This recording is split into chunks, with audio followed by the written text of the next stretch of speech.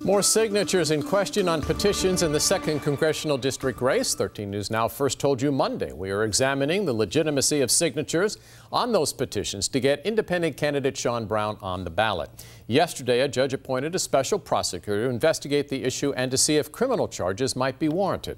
13 News Now investigative reporter Laura Geller joins us now with new names in question. Well, a state delegate says someone forged his and his wife's signatures on one of the petitions in question.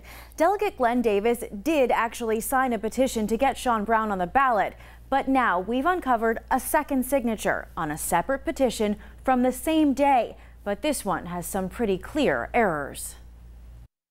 You would think most people know how to spell their own names, and most adults know their correct address.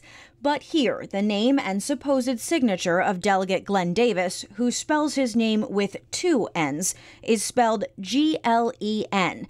And while we aren't showing his full address, Davis says the address on this petition is a few numbers off.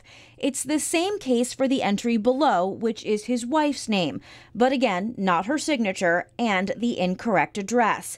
The Virginia Beach delegate tells us he was surprised to see this one. For perspective, this is what the delegate's handwriting and signature actually look like. We found them on a different petition to get independent Sean Brown on the ballot in the 2nd Congressional District, a petition he confirms he actually signed. Oddly enough, the dates on the signatures are the same, meaning Davis signed on June 8th, and someone signed Davis's name on a separate petition also on June 8th. That's the day before some of the other questionable signatures we've shown you were signed. New numbers from the State Department of Elections reveal in total Sean Brown submitted 2,163 petition signatures, which actually went through the verification process.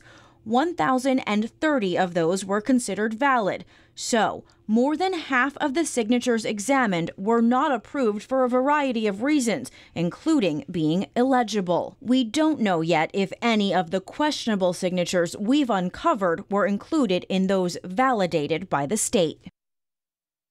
Some of the petitions in question were collected by staffers of Republican incumbent Scott Taylor. Taylor says he has fired both his campaign manager and consultant, and his office will fully cooperate with the special prosecutor's investigation.